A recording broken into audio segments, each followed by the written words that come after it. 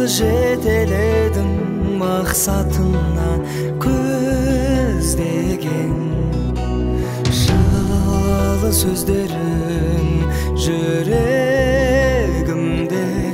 өзің барда бол өмірде, жалын биік өзгеден. Анашымай, көктегі күндей, көктемгі гүлдей, нұрын сепкен жанына жанашырай.